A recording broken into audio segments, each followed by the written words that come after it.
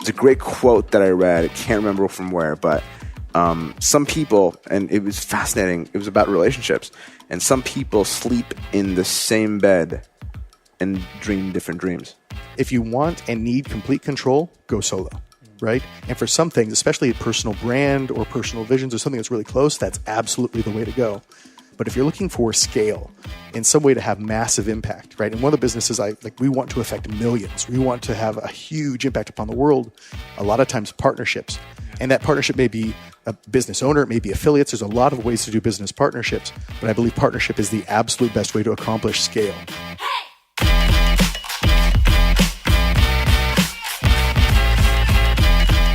Ladies and gentlemen, welcome to Season 1, Episode 9 of the Community Made Podcast. I'm your host, Jason Gaynard. In our last episode, Episode 8, I shared a great conversation with 10-figure business builder, Mr. Jim Estill. In that episode, we talked about lessons learned going from $0 to $2 billion a year in sales, how to remove yourself as the bottleneck and decide on key hires, how the more money you have, the more impact you can make, and much more. That episode was just filled with wisdom. So if you didn't listen to it yet, I highly recommend it. One of the best conversations I've ever had on the podcast. In today's episode, I go deep with two of my closest friends, UJ Ramdas of Intelligent Change. They are the producers of the 5-Minute Journal and the Productivity Planner, two products that Tim Ferriss is a huge fan of, and a lot of other amazing people as well.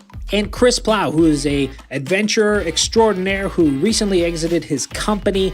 I mean, Chris is just a wild man. He rode a rickshaw across India, drove an ambulance from London, England to Mongolia, rode a motorcycle across Siberia.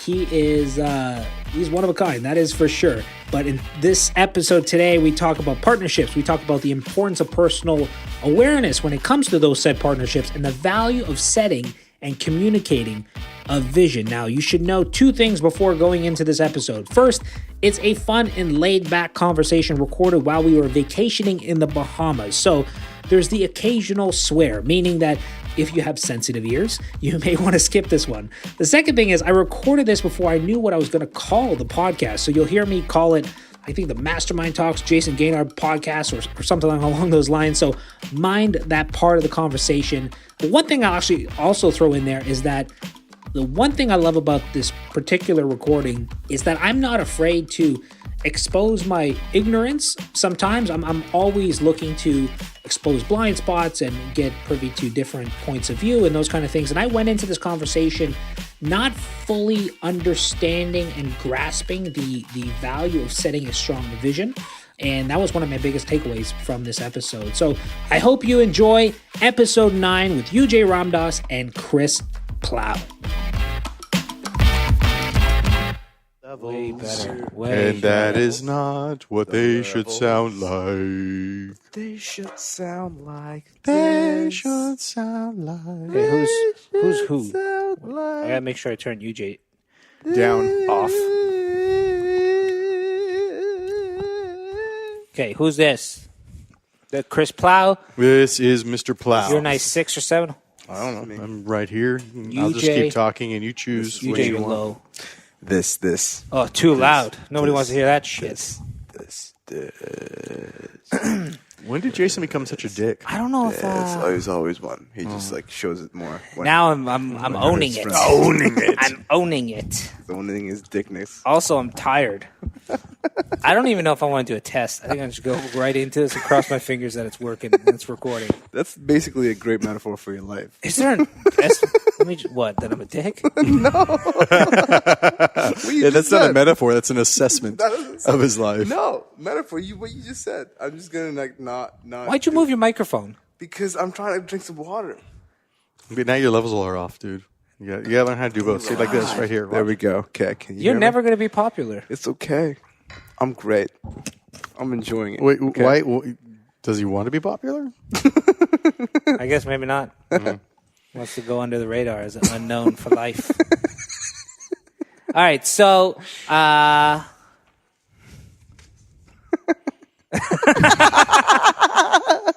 Okay. Well, I was going to give context as to where we're recording and all that kind of stuff, and then Chris just drew genitalia on I gave him a sheet of paper to brainstorm things on the topic of eyes. He drew some eyes. All right, ladies and gentlemen, so welcome to the Mastermind Talks Jason Gaynard podcast of sorts. I used to label these as Mastermind Dinners because they take place during a dinner or after dinner. UJ was actually on my first episode, which is yet to be released at the time of this recording, and still don't know a name for these specific style of episodes, but a little bit of context. We're in Eleuthera, Bahamas right now. Chris, you're killing me with those drawings. We're in Eleuthera, Bahamas right now, and earlier today, basically we rented out a, I guess, small resort and just chilling with a bunch of my favorite people for the next week. So we're getting close to the end of our trip now. Tomorrow is like the last day before people start leaving. It is. Well, UJ and I are staying till the 21st. But yeah, earlier today, we were in the car, and we had a lovely drive on the way to an incredible experience that we may have time to chime in on, maybe not. But while we were there, we had a guy named Rob, and Rob has a podcast called Fail On. It's coming out, so I'm not sure if it'll be out at the time of this recording or at the time of this release. But he was very, I guess, ingenious on some level and ended up taking my podcast equipment and recording a podcast episode on the way to our kayaking excursion at the top of the island. So we did about a 45-minute episode, and it really had no theme or kind of through line initially. It was just BS banter. But eventually the topic of partnerships came up, and there was just a really, really cool discussion around it. And at first I thought, Rob's audience this is just over the head. It's not going to do them any good. I really wish this episode was for Mastermind Talks, but I played along with it. Steal a portion of it still. I don't think so. I'm hoping we can recreate it. Okay. I'm hoping that the session in the car was simply just a dry run. Chris, you're killing me, dude. So again, context is drawing photos that are inappropriate for podcasting. Yeah, we just had a really great session in the car talking about partnerships. We all have different philosophies, all have different experiences, and I think we're both extremes. From you guys have had partnerships and almost swear by them on some contexts. Chris, you have more of a balance, and I guess you see the benefit of both. UJ his first business is in a partnership, and it's going really well for him. I myself have had 2 failed partnerships on some level, so there's I've been harmed and wounded by that, but there's definitely things I do differently, and I just really, really enjoyed the conversation. So after dinner this evening, this is the latest I've ever recorded a podcast, so I hope it comes out coherently. At dinner tonight, I basically asked UJ and Chris if they would be willing to hop on the mic and share some of those philosophies again and maybe dig a little deeper when it comes to best practices around partnerships. So I think first the best place to start would be to set context as far as your experience with partnerships and what that looks like. So I will start to my right, which is UJ Ramdas from Intelligent Change. I've known UJ for 5 years. Probably More, yeah. Yeah, 5 years. Yeah, something like that. And UJ is how long have you been in business now? 4 years? Officially just over 4. Officially just over 4 years. And this is his first kind of jaunt into entrepreneurship, and partnered with one of his longtime best friends, Alex Icon. Do you want to give some context in regards to the business and how the partnership came to be? Yeah, it was unexpected, and it just really happened after the way I like to foster friendships is just like spend lots of time with close friends, and just 3 to 5 hours is a typical jaunt for me, and so on one such walk, we had like a walk in a beautiful summer day. I was talking about my morning routine. I was talking about my journaling practice, and he was talking about his gratitude practice.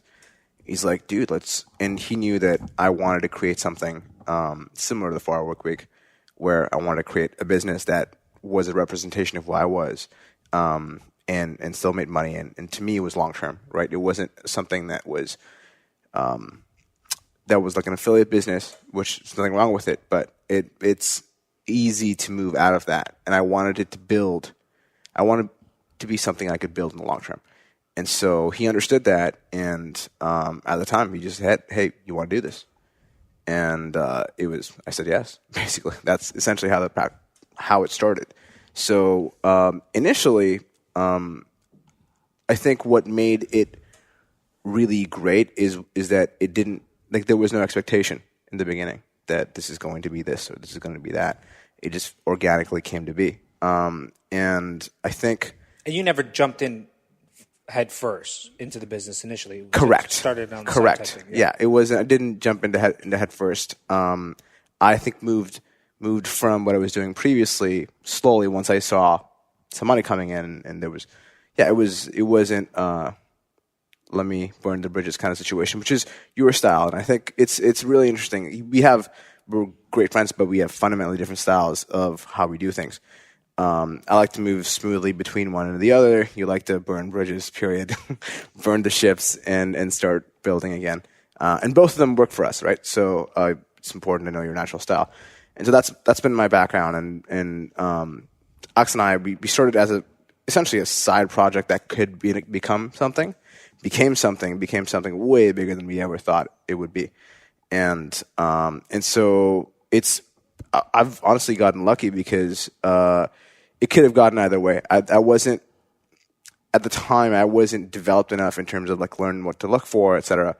It just happened in the sense that Alex and I, our values kind of worked out in the long term. If they didn't work out, I would be in a shittier position because the core value drivers, like if you can't agree on that, then it's very hard to agree on what you want to happen and how you want to work together and stuff like that.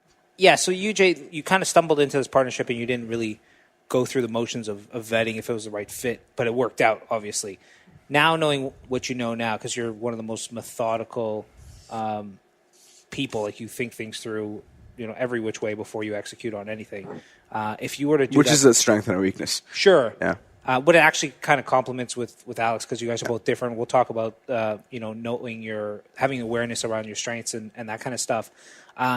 But what would you do differently when it comes to, I guess, vetting a potential partnership? Well, a key component of it is also we talked about this in the car, and I think it's primary to the conversation, which is the business that you're in a partnership in or want to be in a partnership when your sole source of income. And if you believe enough in your ability to work with people and your emotional intelligence or your need to grow your emotional intelligence, because I felt like I walked into this not super emotionally intelligent, but just like a willingness to grow emotionally and a willingness to take feedback and trust each other's instincts. Like that's foundational. And so it's important. Some people are open and willing to do that. Some people aren't. And that's something everybody's got to decide on themselves. Once, because that component matters. And let's say it's not that, then the stakes are lower, essentially. And I think the core thing is you want to be partners with people you actually give a shit about, you care about, that you mentioned earlier that we have a good friend, Shah Wasman, and one of the kind of her criteria for whether she wanted to be partners with somebody is if she had them have over for dinner, like on a weekend, basically at her place. And I think that's a great filter. I just have I would probably 5 or 10x that. Yeah. I do.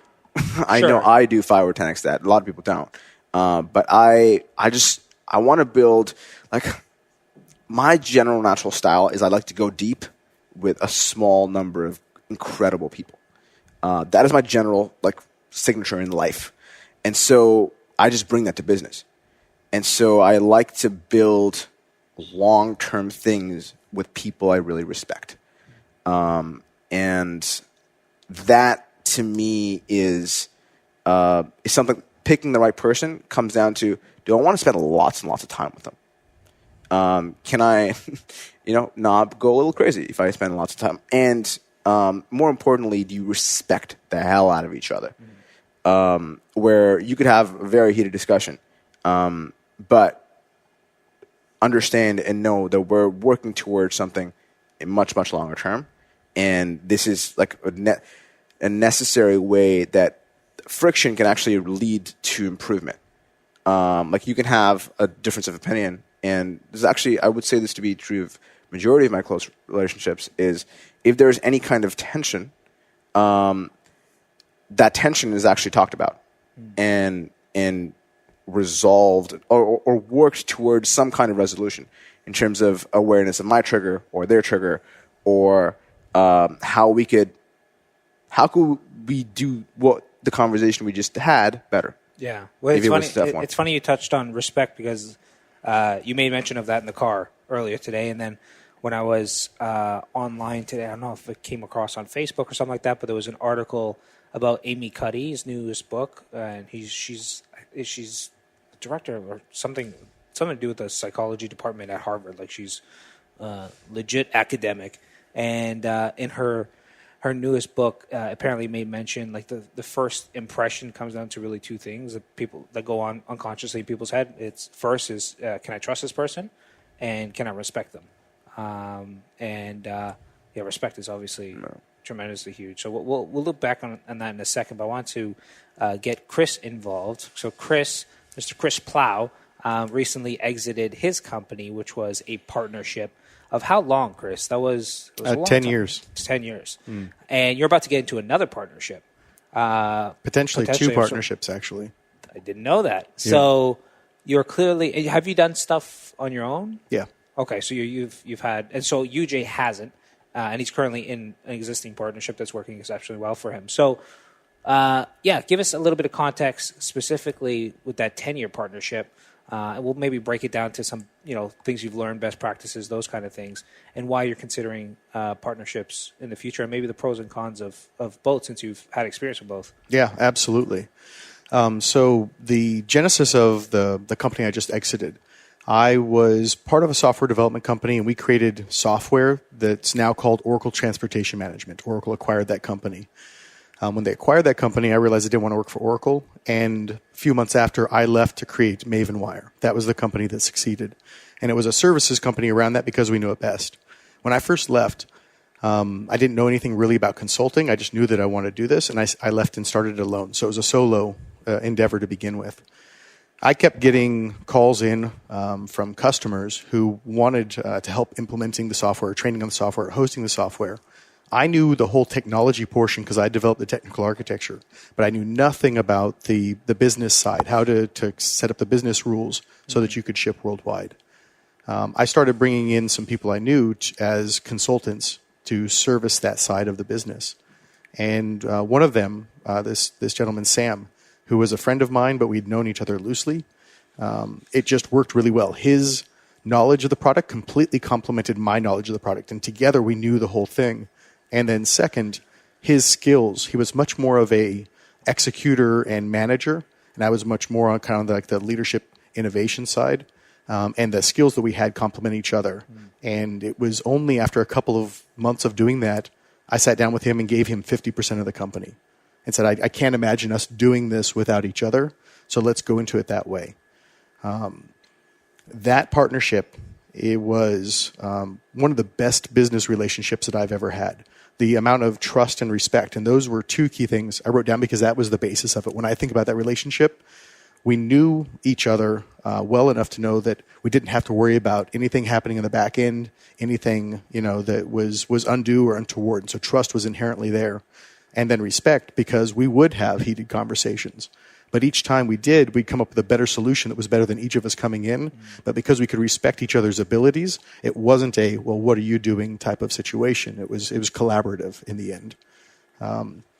At the same time, during the genesis of MavenWire, there was another type of partnership that was tried in that I knew some other people who were in Europe, and we tried a loose partnership with them. to allow them to use the MavenWire brand and use it through all of Europe. That partnership went horribly awry over time and cost me millions upon millions of dollars, to be honest with you. And that partnership didn't have the same trust and respect. It wasn't. I thought I'd actually known this person better than I knew Sam, and ended up not being the case. And wasn't very well documented, so there wasn't a lot that I could go back to at the time. And so I've had, within the context of MavenWire, relationships go two different ways. At the same time, when we got to the end of MavenWire, and this is a conversation I wish I had known and understood early on, Sam's needs and my needs were very different in trying to exit MavenWire. Sam wanted to continue MavenWire and could see that as his foreseeable future, whereas I realized that MavenWire wasn't what I wanted to do long-term in my life, and I wanted an exit, and I also wanted freedom from it, both financial freedom and responsibility freedom from the company, so that I could go after things that were much more important and much closer to my heart.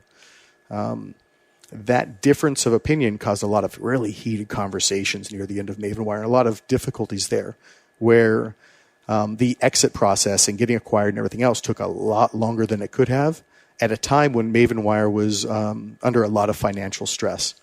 And so, if we had exited a few years earlier, we actually would have done considerably better. But because of this mismatch when it came to exit strategies and exit needs, it caused a lot of stress and pain at the end. We still have a great relationship now, and it's worked out well, but it wasn't that good. And so I've come to looking at, when I stepped away from MavenWire initially, I said, look, I'm never going to be in a partnership again because I want complete control. Sure. Right? I, surprisingly, in the past several months, when I start to look at what it is that's important for me to accomplish, how can I accomplish that, and what are the needs, have split up partnerships, and whether you do or don't, into two areas. And we got down to this in the car earlier, and I think it's really simple. If you want and need complete control, go solo, right? And for some things, especially a personal brand or personal visions or something that's really close, that's absolutely the way to go. But if you're looking for scale, in some way to have massive impact, right? And one of the businesses we want to affect millions. We want to have a huge impact upon the world. A lot of times partnerships. Yeah. And that partnership may be a business owner, it may be affiliates. There's a lot of ways to do business partnerships, but I believe partnership is the absolute best way to accomplish scale. That's incredibly well said. The one thing I just wanted to loop back on, so towards the end, you and Sam had differences of vision. Did you guys have a vision, an alignment of vision initially, and then one of you changed off that? Because I know UJ is very, very big on vision and setting a vision, and probably beats it into Alex to the importance of vision and all that kind of stuff. So were you guys very much similar to that? You guys had a vision all the way up until there was a personal shift, or did you guys always have that mismatch and you just really didn't uncover it early on? So twofold. Number one is when we started the business, we never had a conversation around what our exit needs were or desires, right? So it was just, we'll build a successful business and the exit will become apparent. Yeah. It did become apparent. However, our needs along the way and how we were driven are very different. Sam is very much a business owner and runner, and I'm very much an entrepreneur. I want to start new things, right? And that those needs really begin to diverge. About starting 2012, 2013, I began to step away from MavenWire and trying to give more and more control to Sam so that I could find an exit in some way. Those were never really successful. And so it became apparent that we had to exit in a different way, and that was going to be a full exit. And that's when a lot of the stress came in. So these conversations could have been had much earlier. And it's funny that the partnerships that I'm looking at now, we've actually spent months talking about, and I know you'll get deeply into this, UJ, because this is dear to your heart. But your core values, your vision for the company, what your fears are in something going wrong, what is the life that you want to have?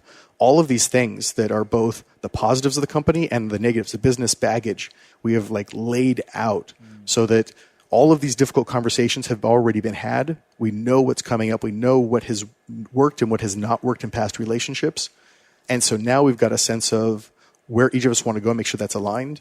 And when things start to go awry, it's not a brand new conversation now. It's one that has already been begun and gives us the space to have that. Yeah, I think it's, at least in my experience, I rush into partnerships. And it seems like you guys got into it without doing the full vetting process, but it worked out really for both of you. But there's that saying that they're easy to get into and hard to get out of. And the two that I had were, thankfully they crashed and burned really quickly, but I realized the first one was misalignment right out of the gate, where I tried to partner. Well, competitor and I partnered because we wanted to what you said, scale. And to me, that was the biggest way to kind of divide and conquer on some level. But there was two fundamental problems with that. One was we both had very similar skill sets. We were both almost identical as far as our skill set. So there's a saying, like, when two people are the same, one is not required, right, on some level. There was that. And then also very different. We never talked about alignment. Like, we just wanted to grow. But we never had a conversation of like what sacrifices we were willing to make along the way for the sake of growth. He was willing to, I was actually the one who really wanted to scale and really would work day and night to accomplish that. And he simply wasn't. He was more kind of lifestyle oriented on some level. So I think that vision out of the gate is from, my conversation with you guys and from others is incredibly crucial to have that conversation. So now that it's ongoing, especially for you, UJ, because you've been in this partnership for 4 years now in a business context, and as we said, like Alex, it's not his full-time thing, but it's your full-time thing. Like this is your livelihood on some level. How do you refine the vision? Is it a conversation that when a new opportunity comes up, do you have a conversation about like, okay, how does this affect the vision and all that kind of stuff? Or is it something you do a check-in of every couple months? So once a year, there's Cameron Harrell's got a great book called Double Double, and he talks about the importance of a vivid vision. And the exercise of doing the vivid vision, which is essentially, imagine you're walking through the offices of your company, be it remote or local. How does that look like? What's the energy in the room? Who do you see? Where is your company now? What needs to happen 3 years from now in order for you to feel like, the growth was good. And that's about an exercise that takes me about half a day to do. Sometimes more, sometimes less. And I'll do that about once a year. So sorry to interrupt, but so you set the vision for the company? Yeah. And then that's when you present it to... And then I'll talk to Alex about it. And get his buy-in. And then we'll actually...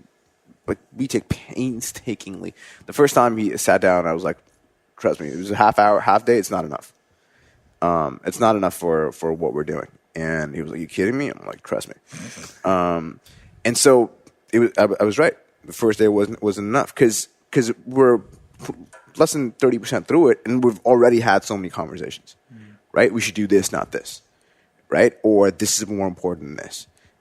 It's a great quote that I read. I can't remember from where, but some people, and it was fascinating, it was about relationships, and some people sleep in the same bed and dream different dreams.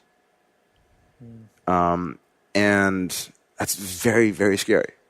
Sleeping in the same bed and dreaming different dreams, because that means you're seeing a different future. And I read that and I felt incredibly grateful. Really, like it was almost emotional for me because I feel like I share the same dream with people that sleep in different beds than I do, and that's such an honor, and it's such a pleasure. It just makes me so glad that I'm creating, and it really shows to me the importance of people that lead can see what other people can't see, and they believe in something so deeply that other people can't just help believe the same thing.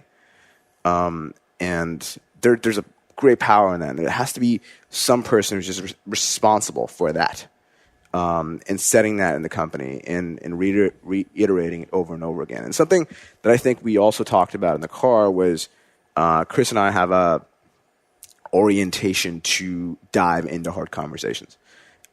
If I see something not aligned, like I'll bring it up right away, because that's scary. Like seeing non-alignment, seeing that you guys aren't dreaming the same dream, because that's really, really important. And anytime, and because we also talked about this, my lack of empathy can work in my favor, and it can work against me. And I guess one of the places it's worked for me is I'll just walk into a conversation being like, we're going to have this conversation. And over the last couple of years, I've and both of you have had kind of somewhat of peek at my journey into developing empathy, into doing a ton of work on myself so I understand where the other person's coming from, and being able to communicate my feelings in a way that is not as triggering as being a lot more direct, and also being able to articulate how I feel when someone says something. So there's a great kind of technique called nonviolent communication that people can read about. There's videos about it. There's a book about it by Marshall Rosenberg. All really great stuff, because I want to get really, really good at communicating with people, because that's fundamentally what life and business is about. And if you suck at it, then like you're going to suck at life. Yeah. Well, if you suck at it, I think in the interim, and we talked about this as well, is that I mean, partnerships are very similar to a marriage, obviously. And I've been married to my wife for 5 years, and we recently got a therapist. I mean, we've worked on a relationship in the past, but have had a steady therapist for the past. We've had a therapist in our lives for about 2.5 years, but for the last year or so, we've had a different therapist who's been actually recommended by you, and it's been absolutely kind of amazing. And it's just because both my wife and I don't have tough conversations at all. We will dilly-dally and dance around those things, and we tend to sweep things under the carpet and those kind of things. So for me, if I were to explore a partnership again, very similar to a relationship, I'd have some kind of either third party, whether it be a third partner or some kind of mentor of sorts who would play facilitator or a mediator, I guess you could say, or actually just hire a therapist. I mean, I really would definitely do that because, again, I'm not as upfront as you. Yeah, I come at those conversations, those difficult conversations, from a different place, though, and you know this. Like my empathy can be off the charts, right? So instead of lack of empathy, think of those hard conversations. Really cool. You get both sides of the table here. Yeah, you do. So I don't think it's empathy or not empathy, right? We just have different orientations. But I like to have those conversations because it makes life easier, not only for me, but for the other person. It's like clearing the room. Like I know that if I step forward in this conversation, that it's going to clear the room for both of us and our lives are going to be easier. And I think that's why, again, on like this whole business partnership thing, the one that I'm in the midst of kicking off right now, we talked about an hour and a half every week for 4 months, primarily on us and our needs and what we want from the future, and what our fears were, what has worked, what hasn't worked in past business relationships. And then we got into what could this business be, what's important, the vision, and everything else, right? And I've never spent that much time at all, but that's what gives me hope. When you start to look at, do you do a partnership? Do you not? You, Jason, having been burned before, right? Me stepping away and going, I'll never do a partnership again. Mm-hmm. And this has completely changed my mind. And this was an organic process. We didn't start out to say, this is how we're going to do it. But one of the people I had actually had conversations with and helped him begin to exit from a partnership that he was having trouble with. And that conversation led into the deeper conversations with the three of us were having together and became the genesis of this. Mm. But you did touch on that you guys are open to altering it. It's not like this 3-year thing and that's concrete, so drawn on the walls. There's a couple of things. One, so Cameron Harrell's book, I think, like when you create a vision, it has to be a few people. Like it has to be at a certain stage of the business where it makes sense. In terms of revenue, it could be anywhere from multiple 6 figures to 7 figures. But you need something to create a vision of. So it's a pretty shitty idea in early stages if you just have an idea to build a vision around it. You have no clue what the market is going to say. You have no idea. You haven't tested any of this. That's actually a great point to point out because that is ignorance on my part. Because when 3 years ago I was starting the business and I was still trying to find product market fit and where I'm going to go and all that kind of stuff. And that's I could do a much better job setting a vision now. Correct. So that's a really good point for those who are early stage. Don't worry about any of this nonsense. Yeah. Don't worry about culture. Don't worry. Just you're still testing. Money. You're still trying to figure out what it is you have. That's it. Yeah. Focus on helping people. Focus on making money. The rest will come. Right? Like once you've done that enough and you have enough money not to worry about, then you go, okay, now let's just focus on, now we have people they're relying on me to eat, essentially. Okay, let's give them something to look at that like we all can build together, and so that's what needs to happen. Also, having a vision and not seeing it every 3 or 4 months is like not seeing it multiple times a week is kind of a problem. Like it constantly moves. It's like your future. Right? So we talk about this exercise, which is hugely important. Like anybody listening, if you've not done this, like I try to do it about once every year and a half, is to write out my ideal average day. And we also talked about this in the car, is like spend as much fucking time as possible on this. Cause it's so valuable. And I've seen it in my own life. I've seen it in Jason's life, and I've seen it in multiple other friends' lives when they've done this thing and they've spent a lot of time focusing on it, working on it, crafting it. Somehow, some way, their life and opportunity and systems work out in a certain way that allows them to live that on a day-to-day just because they wrote it out one time at some point, which is on an ideal day, if you had no resort, like no constraints, geographical, financial, or people, where would you live? What would your ideal day look like if you could live it every day till you die? Some variation of it. Some people prefer a week because they have some kind of a variety and they can get that. Day, week, it doesn't matter. Just pick your thing, because what gets reflected in that is values, and doing that for your own life is incredible. But doing that for a company can be even better, because now you can scale.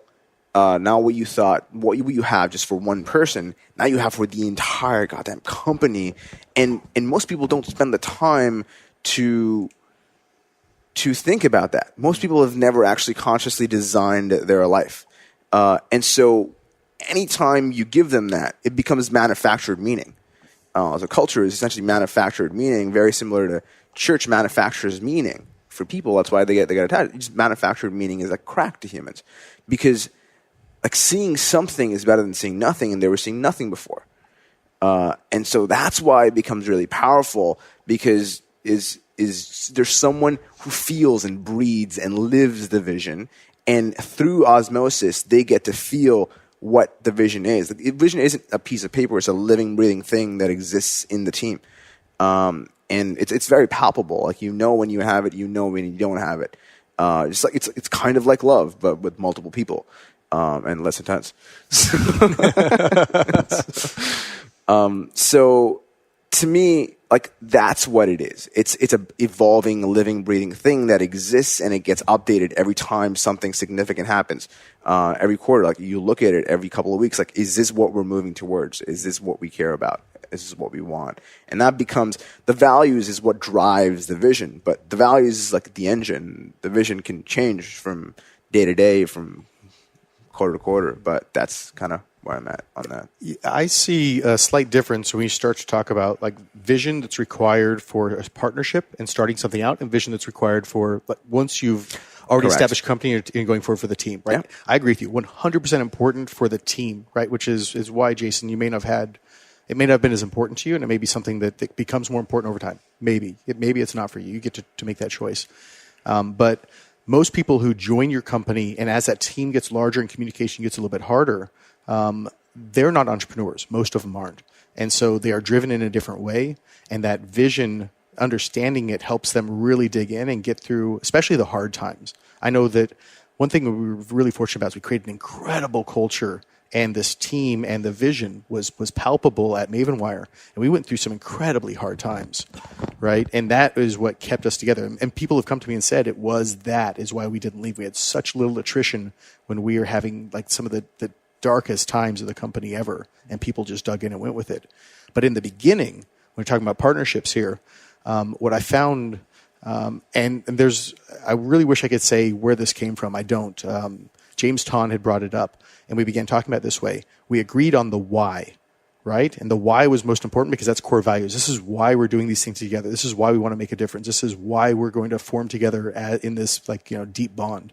Then we talked about the how. What skills do we bring together, and how do they complement each other? What ability do we have to change the market or to work in this way? And only then do we begin to talk about the what. And the what was, okay, what services is right there. And the what is actually the loosest thing that we talked about because it's so malleable early on in a company. And you have to test it in the market and figure out how the what fits. But the why and the how very rarely change as much. And so I get to alignment on those and allow the what to adjust to the market. Once you know those and it begins to test it, then you can start to set the whole vision down and say why, what, how we do everything. And this is how it might look over the next year. And then once the company solidifies a little bit more, then maybe over the next 3 years. But to come out the gates as you know, with a Cameron Herald and say, look, from the beginning, we're going to do a 3-year plan. No, I don't think that's right. So we talked about, I guess one thing I'll chime in, and feel free to share any best practices that come to mind. I've written a few down myself, or experiences that I've learned the hard way that hopefully some people can learn from. But another thing that maybe you can challenge me on is my philosophy, I guess, that you should never do a deal that can potentially put you on the street. Meaning, like, the way I look at partnerships now is that the only partnerships I would consider, because I've had 2 failed ones, and we talked about why they were failures, but I would only do a partnership now where I could walk away and still be in an okay position.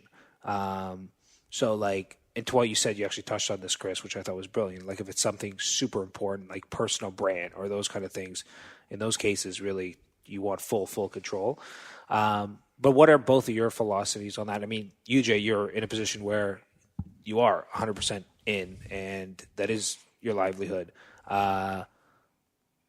Do you think anything wrong with that thinking per se? Is there anything? I think it really comes down to self-awareness. What I mean by that is if I were you, I wouldn't get into a partnership. Currently, right now, this time and place, I wouldn't get into a partnership that could potentially put you out of business. Because that's where you are. Like, you don't trust your ability. And I wouldn't if I was you, because I wouldn't, because if you have a shitty history and you want to be careful that you're taking the right steps, and that's too far of a stretch to partner with somebody confident that you can make your livelihood with them, right? So that's tough. That's a tough stretch to make. Thankfully, I had a pretty formative experience in my mid-teens where through the sequence of a reading of books, which is why I love books, it's just such a great tool for insight, I learned that a lot of pretty much all my friends weren't my actual friends. And this was in India, and this is pre-Canada. And so I'm having this realization hit me, and it felt like my reality just flipped on itself. It was like someone showed me something that was true for the longest time, and I just saw it. And it probably hurt me more than any breakup I've probably ever had. And it made me really not trust myself and my ability to evaluate people. I care about people deeply. I care about people's growth, probably more than most of them care about their own. I was about to say. I really do, and it comes out in honesty, and comes out in my care, and sometimes that has come across as aggressive in the past. And so I went down this journey of it was 16 at the time, and I promised myself I will never make another friend unless I learn how to recognize what a friend is, how to know whether this is someone I can trust versus someone I can't. How do I know this? And guys, it took me another 3 years to make a friend. And I came to Canada when I was 17, so it was 19 when I knew that this was a friend. And it was a very lonely part of my life because I came to Canada alone, and essentially spending a lot of time solo. But I know what it felt like, and his name is Maurizio, and he's still in my life right now. He lives in Africa, and he's one of my, again, a dear friend. And ever since, I've just made dear friends. That pain has actually been very useful for me. That's when I started journaling, seriously. I was like, what is going on? How do I recognize who to trust? Because I realized I couldn't trust myself. I couldn't trust a lot of things. That was unacceptable to me. And so I think that worked out. because that's how I got interested in personality testing. It's how I got interested in my own personality, how to make myself better, make other people better, and inadvertently, it's led me to build partnership, because a partnership is just a really fucking great friendship. It's a really great thing. Like, I honestly think, like, I was thinking about this. I was talking with Dev earlier. I have writing accountability with Dev from Monday to Friday from 7 to 9. So we're writing a book, as you both of you guys know, individual books. And I looked at him and said, I don't think I have a good friend I'm not actively creating something with. We have a call every month and a half. We sit down every 90 days. And we talk. We talk a lot more often than that. And then we're still creating. We're still holding each other to a wonderful standard. And same with Dev, same with Alex. Like, the people that I care about in my life, like, I'm constantly creating. And so I think it happened because I recognized what was important to me. Like truth, growth, like intense friendship, honesty, having fun. Like, these things are important to me. And I think that just comes from a natural extension of that. So do you think, so you're saying I should not consider, what would be, I guess, so you know where I am now. Yeah. And it seems like there has to be some kind of shift. I would test stuff with people. Something small, something like, if it works, great. If it doesn't, no biggie. Right? Test small things that might have potential with people that you want to work with. And then see how it evolves. Like, there's two sides of the picture, right? You can do that, or you can dig in with both feet in, and it's really saying, I want to see, similar to what Chris did with his business partners, is I want to really work with somebody and flesh that out over time. I suspect that's not your style. I suspect your style is just do it. So I actually agree with him. I think that I wouldn't jump into that like feet first if I were you. I would test, like he's saying, like lighter weight partnerships, and I would have full disclosure going in and say, look, I have a bit of a fear of partnerships, and because there's a couple things that have gone wrong, and here are those fears, and here's how I behave when those fears at least seem to be apparent, right? And that way it's open there and it becomes a learning thing. For me, trust, and UJ, we're really similar here. We haven't had this conversation before. For me, like, real trust has to be proven in some way. You have to be in a situation with somebody when they have a choice to either take care of themselves or to consider you and help take care of you along the way, right? And it's only when it's proven can trust be just forgotten and believed it's in the background. Until then, there's just a faith, and there's always a little bit of insecurity that's in it. And the people that I'm getting into a partnership, one of them specifically, James Wallace, in one of the toughest times I've had in recent years, he had my back deeply last year. And we now, over the past few years, have proven that ability to trust each other in our own integrity to a point where there is just zero question. And that zero question allows us to move forward and to make decisions and work together at speeds that are almost incomprehensible, because you're not second guessing everything. You're not covering your ass. You're not doing any of these other things. That's the only way that a real deep partnership works. And so when I talk about looking for a partnership and trust, that's the level I'm looking at. Like, there is no consideration. It's like SEAL Team 6 type trust, where you're not even looking at the guy on your right because you know he's got that side of you. You're just focused on the thing that you can do, and you move forward at such a speed that it allows for exponential growth, right? Which is why we're doing what we're doing. And it's a very different dynamic. You're not going to jump into that immediately. Yeah. You've got some, just trust issues, and you have some other things to work out along the way. Baby step it in. There's no reason to jump like full head into like the deep end of the pool with this.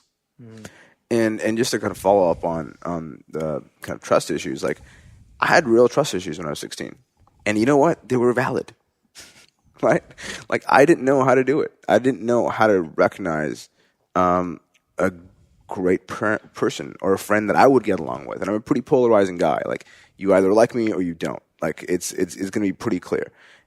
Pretty early on, and so I learned to accentuate parts of myself that was polarizing. So it just happened early, and there's different levels of partnerships you can also do. Like the partnership that Chris is talking about is deep, right? It's deep, it's full, it's all in, it's let's go. And there are different kinds and styles of partnership. Like that's similar style to a partnership I have with Alex. And I'm going to have other partnerships in the future that might not be as all in. You might consider like an affiliate relationship a type of partnership. Exactly. Right? And so they can be really loose or they can be really deep. Exactly. They may have zero control of your business and still be a partnership, or they may have 50-50 control of your business. You get to choose that level. And so I would just test stuff and see what works and just move it from there. Especially stuff that doesn't actually blimp too much. Like doesn't put much of a blimp on your radar. Yeah. No, that's good. I mean, I have no partnerships on the horizon per se, but as we talked about, part of me is almost kind of jealous watching others who have partners in business at times, because I feel like it can really divide and conquer. And I know especially seeing somebody like what you and Alex have, where you guys do complement each other very much. So like there's a little bit of overlap, but really not much. You guys are very, very different. And I know I'm at a point now where back when I was looking at partnerships, I didn't have a clear understanding of my strengths and weaknesses. I probably had a lot of ego playing into it. Probably didn't want to share too much of the praise of like the success of the business. Had a hard time probably sharing profits as well when it came down to it. But again, I think a lot of that stemmed from a big component was I didn't have, again, strong awareness around my strengths and didn't understand like the importance of having somebody on board that could balance me out. I mean, we talked about the fact that I did I did an event with Chris Hadfield, the famous Canadian astronaut. And that was the first time I ever spoke to somebody who was like complete polar opposite to me. And I was like so drawn to it because he was mission control for like 21 space shuttle launches for NASA. And he went to space 3 times, went around the Earth 26,000 times. Like he's legit. And he was also the top rated pilot in the U.S. Navy and the Air Force. So the best of the best. But I mean, when he came in and I was working with him, we were doing the dry run for the event because he was going to speak and all that kind of stuff. He took control of the room and the conversation, was straight to the point, very just tactical and methodical, things that I'm not. Like I'm very much like fly by the seat of my pants and oops, I forgot to double check that, and you don't realize till you're already in it and all that kind of stuff. He was not. I was like, my God, if I had somebody like him working for me, I could take on the world. So now that I'm, again, getting much more clear on my strengths and weaknesses, I've never been more open than now on some level for partnerships. But for you guys, what do you I mean, again, you guys are both, but I mean, UJ hasn't been an entrepreneur for a long time, but he's been incredibly self-aware all of his life. Chris, you've been an entrepreneur for a long time and also incredibly self-aware. What do you, when it comes to getting clear on your strengths and weaknesses, are there tools that you guys use when it comes to assessing your potential business partners? Like, what does that look like? Is it conversations? Is it trial runs? Is it references? I would say if you're getting references, then you're not doing it. Yeah. Of trusting yourself. So, a couple things. I think if kind of following that same question, I think we talked about this earlier in the car as well about how Chris and I are more kind of conflict forward and you're conflict avoidant, and it's good to know that because you can work with that and figure out what you need. But I would definitely, if I were ever you looking for a long-term partnership, I would look for somebody who's actually conflict forward, who likes having those conversations. You need somebody in the room, at least one person, who is open and is the one that's constantly putting it on the table. And it doesn't matter who it is as long as there is one person doing that. Or you have some kind of system, as you mentioned, like a mediator or someone who helps you talk it through. In terms of like learning how to build self-awareness, journaling is a staple of mine that I use, and currently actually the book I'm writing is really how to use journaling as a way to develop self-awareness, similar to meditation. Personality testing is a great one, and really going deep with it. So before we go too deep on personality testing, can you give us Because I've always misunderstood when you say journaling. Because I'm like just recounting my day, like almost taking a snapshot of my day. Like that's the way I've always understood it. But you actually go deep with certain questions. Yeah, you don't have journaling unless you have questions, at least for me. Oh, without a doubt. Yeah. Like it's the questions, even if that question is as simple as why. And asking why multiple times until you get down to a deep truth versus the superficial. Yeah, so I'm incredibly ignorant when it comes to journaling because, again, I'm thinking of like 13-year-old girls writing about boys and stuff, right? That's exactly the perception that I'm looking to flip. So, sure. Yeah. So can you give us some context before we skim over what journaling is? Yeah. Really what you mean by using journaling as a tool for self-awareness. Yes, I will. What has helped you to reach that level of self-awareness? And more importantly, if you're meeting somebody that's a newer person in your life, so not like a long-term relationship or anything like that, but a newer person, and you're trying to assess their strengths and weaknesses, and maybe they don't have the same awareness. What are some ways you do that? So a couple things. One is I want UJ to get into journaling. He's a deeper expert than I am, but I'm going to give you the same answer. Like journaling is a huge part of it, and journaling in a way where you really begin to understand what motivates you, what your ambitions and values and all the deeper things that drive you are, and also as much, what are the fears and what are the things that you avoid, so that you can be open and share them with people, right? And I think that's valuable in any relationship. It doesn't have to be business. So I get down to that level of both core values and core fears and share that in a way so that it's just out there, it's open, it's not something that's waiting to be discovered in a Pandora's box that's going to blow up. I do also look at personality tests, but again, UJ is going to he digs deep into them. I use them as a general understanding. For me, the whole process is significantly more intuitive. It's, how do I feel about this person? But I'm much more empathetic than UJ is. So I use that empathy to help gauge people and see where they are. At the same time, I believe in testing relationships and taking stair steps up. So the two business partnerships that I'm looking at creating, have created and we're looking to take further, are built off of relationships where I've known the person for at least a year, often 2 and 3 years. Because it's that level of knowing each other that gives me the confidence to go this deep with somebody. If it was somebody who just came up to me and maybe I only knew them for a week or something along those lines, there would have to be smaller tests or smaller things that we do in order to work it out. And it doesn't have to be business. We could travel together. There's a lot of different ways to be able to test that relationship first and understand how we both behave under stress. How do we interact with each other? How, what type of conversations do we have once the formality of being nice to each other really starts to break down?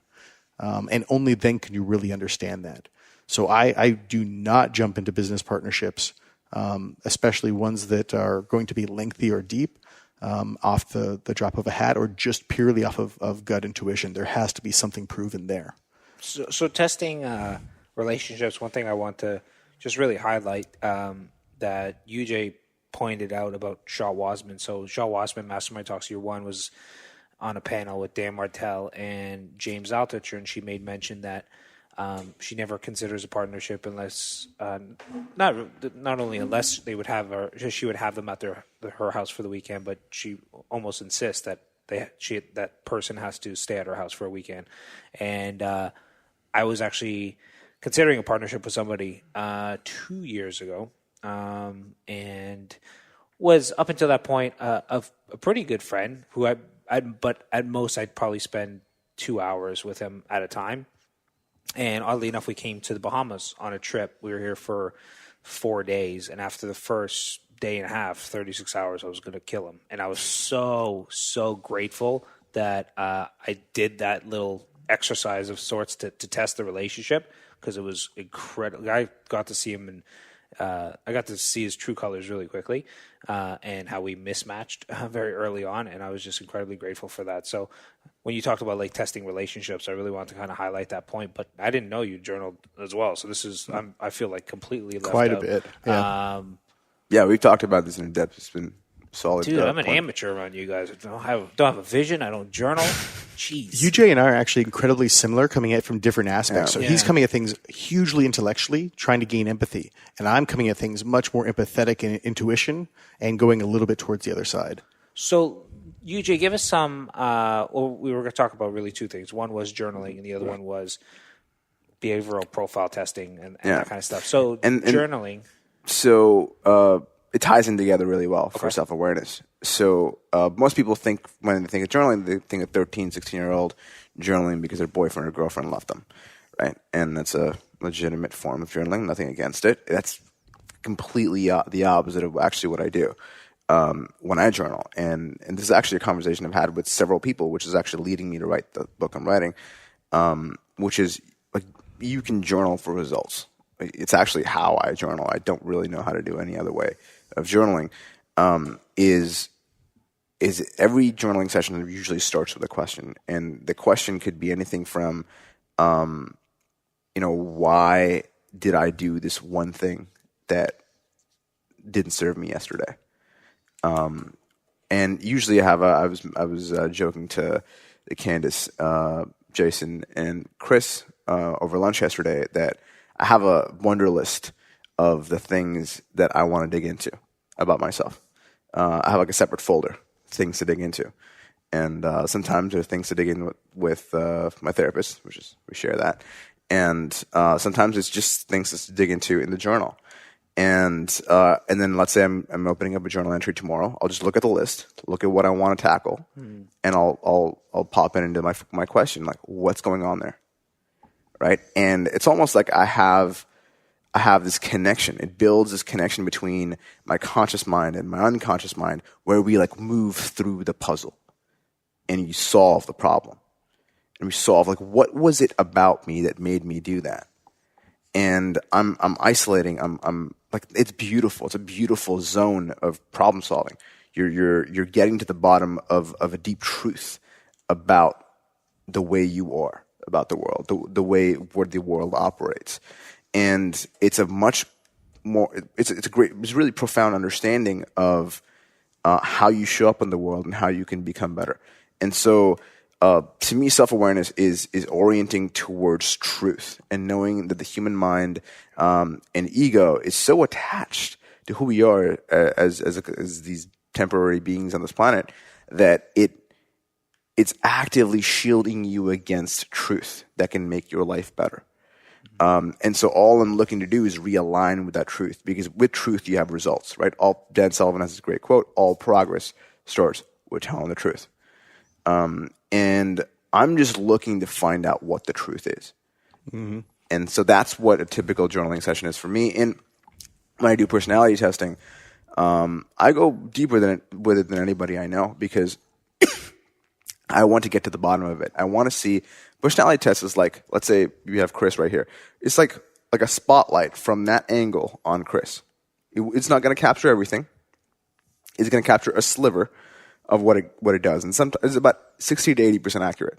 Beyond that, it's not. Mm-hmm. And so, having multiple lights helps us see Chris better. Mm-hmm. So we go for multiple personality tests, right? That all show something slightly different, and also become the basis of a conversation, right? Yep. So we can talk about this and start to get into an aspect using the personality test as a starting point. Exactly. So both of you actually had this experience with me.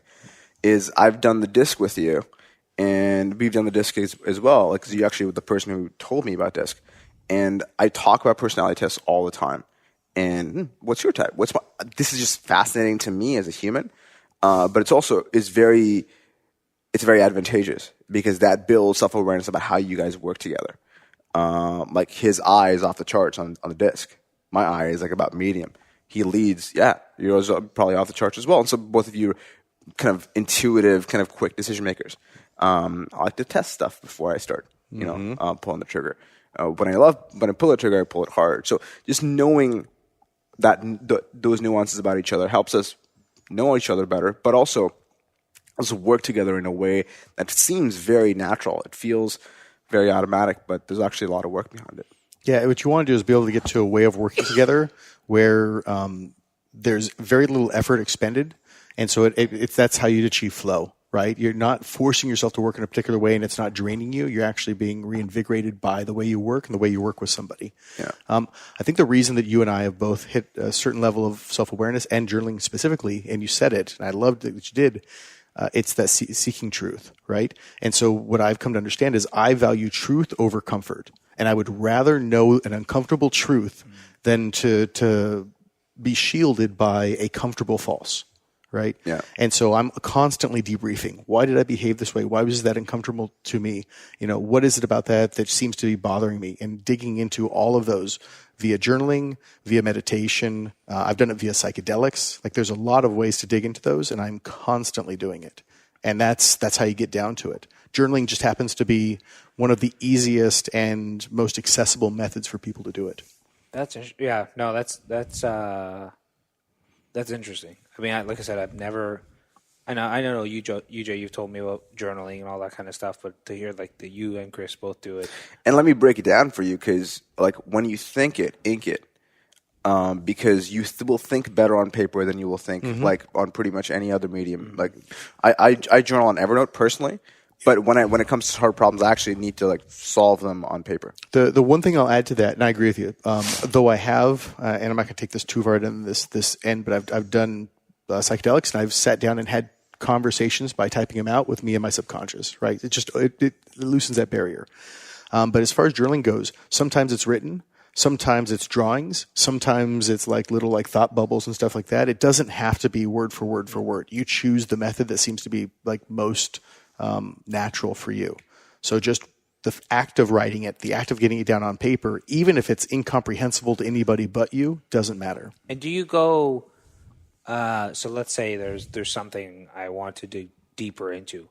Would you set time aside and go as deep as you can in that time? Like you go as deep as you can, and then let's say you can't go deep enough. Do you revisit it at a later date? Absolutely. Do you? Okay. Yeah. Oh, yeah. And twofold. I do two things here. Number one is, yes, you revisit it at a later date, and it's like an onion. You will always find additional layers. And eventually, I think you do come down. I call them like truths with capital T and truths with little case t, right? Little truths are the ones that aren't completely 100% true at the core, but they're good enough for now. And eventually, if you dig far enough, you get to a capital T, which is just a truth about you and your life, right? I now understand my core wound and what it is that drives me when I'm fearful. And that is a capital case T, and now I know how to start addressing it. But it's taken me a while to get to it, right? The other side of this is surrounding yourself with people who love you so much that they are willing to like show you something uncomfortable, even knowing it's going to make you uncomfortable, but knowing that it's the right thing to challenge you with. And if you're not surrounded by those people, because we can't see everything, even on journaling, you can't see everything. If you're not surrounded by them, then you're not getting the full vision of who you are and what you're working with. I mean, that's definitely been my approach. Because I consider myself like pretty self-aware, probably not as self-aware as UJ or even you, Chris, but I do tend to think I'm pretty self-aware. But I don't do journaling, but I am blessed to surround myself with people who will call me out and have no problem giving me feedback. I mean, there's a handful of occasions that you yourself, Chris, have like reached out to me and said, either A, you heard through somebody else, or, that something should be on my radar, and you're the one who kind of stepped up and was willing to kind of share those things with me. And I've always been, I hope, very kind of gracious and grateful about it, because I really do take that very seriously. And UJ, that's his nature to call you out on things, which is beautiful. Like to surround yourself with people who will tell you the truth. So that's been my method of awareness. But now seeing that like journaling is really that next thing, because I've realized the power of writing when writing specifically like for the podcast and those kind of things, and I'm like, oh, that's why I do that. But I've never created a list of things I need to work on or things I need to dig deeper on, and then revisit it at a later time with a question or as a question, and then just start digging as deep as I can. So I think that's that can only help me go even deeper than I'm already going through just general feedback from very close friends. Yeah, I go at it in a slightly different way. Instead of keeping a list of what I need to work on, since the meditation retreat that you set up, right? I meditate every day, right? And in that meditation, every once in a while, something will pop up, and it's just like that's what's been driving me. That's right. Or I'll have a dream, and I'll wake up from the dream. Like I had one last night that was anxiety filled, and was a particular moment in my life, and I can just drive it from there. And I used that prompting that this is going on in my subconscious right now. It's been brought up to say, now I should sit down and write about it and journal about it. So rather than keeping a list that I'm going to kind of check through over time, I allow the moment, the intuition, the subconscious to drive what I should look at now, and do it more in the moment. So there's lots of different techniques. It's just a matter of doing it. Yeah. And all these things kind of really compound on top of each other. You have let's say a therapist. You have journaling practice. I float pretty regularly. Do you float as well, Chris? I do, yeah. I can't do it. So you got to find your style, right? So all these things I do like once a quarter. I do a deep dive psychedelic run, and so all of these kind of feed into each other. I didn't know that. What? You've known about this Every quarter? Every quarter, yeah. I know. What? I was about on the same schedule, about once a quarter or so. Really? Yeah. It's really valuable, and the level, and because you're taking all of these things, you're looping them together, and you're diving into something where you can have absolute like resolution. True resolution is really hard because you're healing your core wound. Yeah, like that's some hard stuff, and like getting real traction on that in a quarter or 2 quarters, like that's phenomenal progress. And so the only way you're gonna achieve that is by an intensive kind of method of like let's dive into like what this is and let's solve this, because if you're not even looking at the thing, it's hard to change it. So all of them essentially, they're all of these practices: journaling, meditation, therapy, exercise, your way of getting flow, psychedelics, if that's your thing. Like all of them are essentially like different windows into the truth. But like from kind of what Chris and I are saying, we love truth so much that a lot of this stuff isn't very comfortable or nice, right? This isn't like a typical dinner conversation. But I love this shit. I can't have enough of it, and Chris is similar. And yeah, you love it. I'm just compelled and driven to find it, right? So I don't know if I love it per se, but I have to. I have to seek truth in me and in others. Yeah. That's why it was so uncomfortable that there wasn't closure with this guy, because I didn't understand the truth of what had happened. Bothers me when I don't know truth. And what Chris is a beautiful way of seeing that in people. Like he's deeply empathetic. He wants to see in his eyes what he meant. Yeah. And you can see that like in the way Chris interacts with everybody. Like he wants to see the truth in people's eyes. Well, that's why I ask people their stories and try to understand, because then I understand their motivations and what's going on about them. I understand their truth, and that's deeply important to me. And so you'll see this point of truth with Chris. Like every time he asks you, "How are you?" he'll look at you with those eyes, like incredibly present, because he gives a shit about your truth. I really appreciate that about you. Thank you. It's actually awkward as hell, I will say. It can be. Because nobody else does that. They're like, "How are you?" It's very... No, but it's awkward because, frankly, it makes you uncomfortable. Yeah. Right? I've been in that situation. I feel like saying, "Oh, things are good," may not be enough sometimes. You know what I mean? So I can't just get off by like some surface level answer. Chris really wants to know how I'm doing. Yeah, he wants to know. Yeah. Like he cares. Yeah. And so like that level of intimacy is difficult to sometimes receive. And that's what's going on. Yeah. Like it's a really, and that's something to dig into. Again, we have different approaches still, right? So I make a list, he doesn't. But that just gives people listening breadth. You choose the way that works for you. The one little caveat I put on this is I seek truth, as do you, right?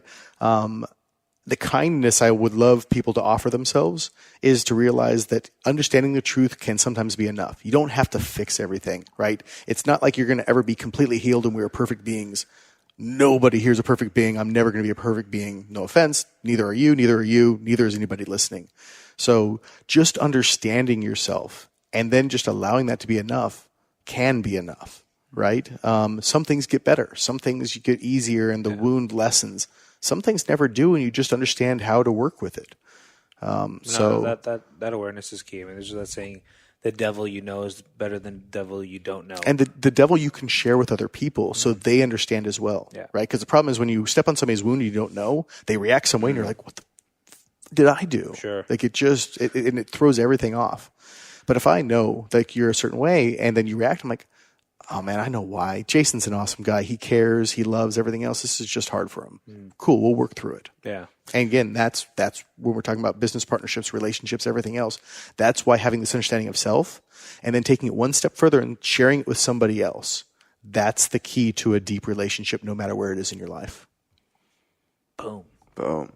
Dude, this is way better than that conversation we had in the car. Take that, Rob. We did go like 2 levels deeper in this conversation that was great. than we did. There's almost like 2 episodes there, one on self-awareness in general. That was really great. And kind of story journaling is a thing. I can start talking for a while on this, but to me, the beauty about journaling is it's just an avenue for self-expression. It's a beautiful way for me to dive into the stuff I love, which is looking at a problem and solving it. And I've seen such tangible progress in my life because of it, that I recently I was doing a test. I was talking to Jason about this. I was doing a personality test, and some of it has like skills testing questions, and I spent twice as long as the test actually was supposed to be because I just couldn't pull myself away from the puzzles. And especially like if the puzzle has an object at the end of it, oh man, good luck pulling me away from that screen. And to me, like journaling is just a more productive way of doing that because I am able to dive deeper into the truth of what I know, and truth allows progress to happen.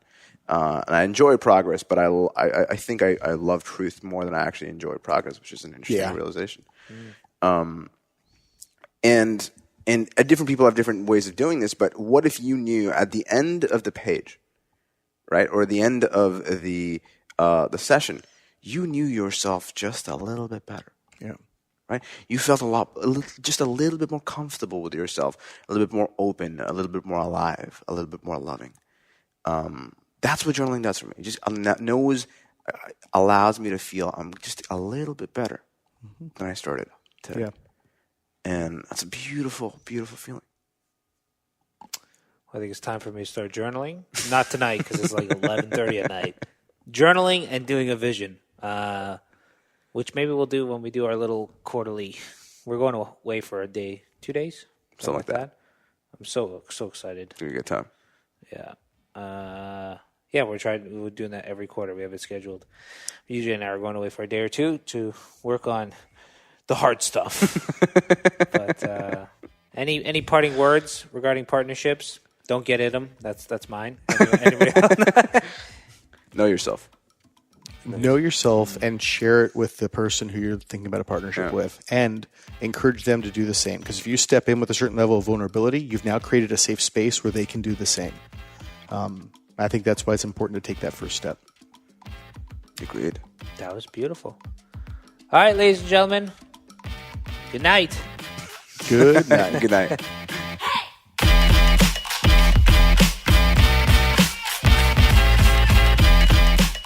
Ladies and gentlemen, that is it for episode 9. For show notes and resources mentioned in this episode, visit the Community Made group. If you're not a member, I've said it before, I'll say it again. It's free. Simply visit communitymade.com to get access.